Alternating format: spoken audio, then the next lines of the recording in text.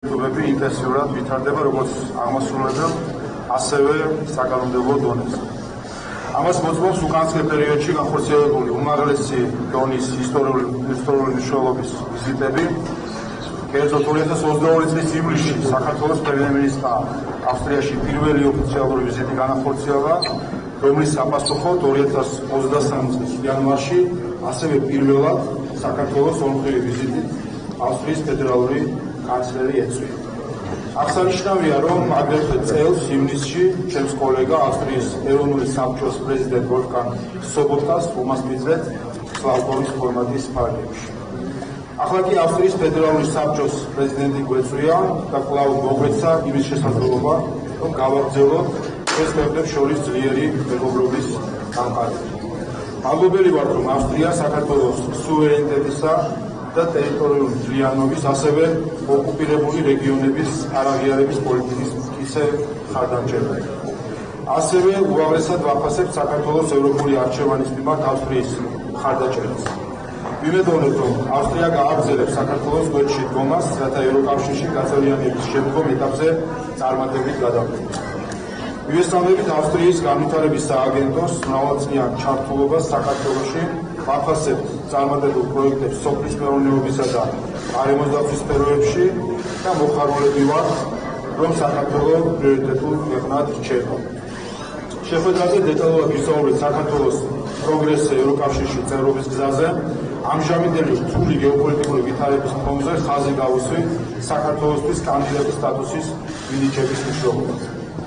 შეხვედრაზე გამოვხატეთ როგორც ორმხრივი, ისე მრავალმხრივი თანამშრომლობის გაღრმავების გზაობა, აღვნიშნეთ, რომ ძალისხმევას არ დავიშურეთ საპარლამენტო ურთიერთობების შემდგომი განვითარებისთვის, მათ შორის მეგობრობის ჯგუფის ფარგლებში. ასევე ველით ერთობლივი ღონისძიებების განხორციელებას, რომლებიც ახალგაზრდებს შორის დემოკრატიის შესახებ ცნობიერების ამაღლებასა და სამოქალაქო განათლების წახალისებაზე იქნება მიმართული. აღნიშნულ საკითხზე განზრახულობათა წერილს ბატონი სობოტკას ვიზიტის ფარგლებში მოვაწერეთ ხელი.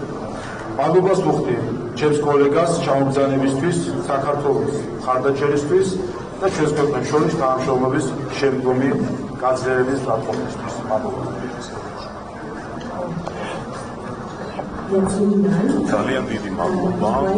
მე ძალიან მიხარია, რომ ჩემს დელეგაციასთან ერთად, რომელიც შედგება არის მრავალპარტიული სხვადასხვა ავსტრიის ფედერალური მიწათმოქმედი მმართველობა, პირველი ვიზიტი ბუნდესრატის დელეგაციის პირველი ვიზიტი საქართველოში, როგორც აღინიშნა, ეს არის მეორე ვიზიტი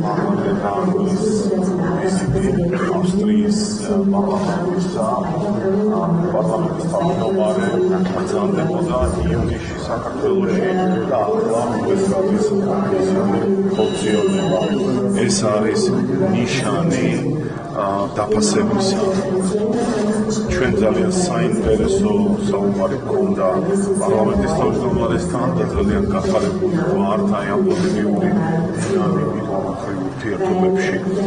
იმიტომ რომ ჩვენ გვაქვს არაჩვეულებრივი საპარლამენტო ურთიერთობები ყველა დონეზე და ვართ ჭიდრო თანამშრომლობაში ბატონმა პარლამენტის თავმჯდომარემ აღნიშნა, ჩვენ ძალიან მიხარული ვართ, რომ საქართველო ჩამოაყალიბებს დემოკრატიის სახელოსნოს. ეს არის ერთ-ერთი ფუნდამენტალური ამოცანა ახალგაზრდების ჩართულობის უზრუნველყოფა, მათი ცნობიერების ჩამოყალიბება, სამოქალაქო საზოგადოების და აქტივობის მხრივ. მეორე მხრივ ვლოცავთ საქართველოს ევროკომისიის რეკომენდაციას საქართველოსთვის კანდიდატის სტატუსის მინიჭებასთან დაკავშირებით. შემდეგი ნაბიჯი მოსალოდნელია დეკემბერში და ეს გადაწყვეტილება უნდა მიიღონ ევროკავშირის წევრმა სახელმწიფოებმა. საქართველოს უნდა გააგრძელოს საშინაო დავალების შესრულება, ამაზე საინტერესო დისკუსია ჰქონდა. საქართველოს გააგრძელებს ამ პრიორიტეტების შესრულებას დარწმუნებული ვარ 15 დეკემბერს მიიღება დადებითი გადაწყვეტილება მათ შორის ჩვენთვის ჩვენ კვლავინდებურად ხარს დაუჭერთ საქართველოს ევროპულ პერსპექტივას ევროპული ინტეგრაცია არის სტრატეგიული გადაწყვეტილება დაკავშირებული გრძელ სუნთქვასთან და ჩვენ გვაქვს ძალიან საინტერესო ვიზიტის პროგრამა დიდი მადლობა ყველას და დიდი მადლობა მათ შორის სტუმართმოყვარეობისთვის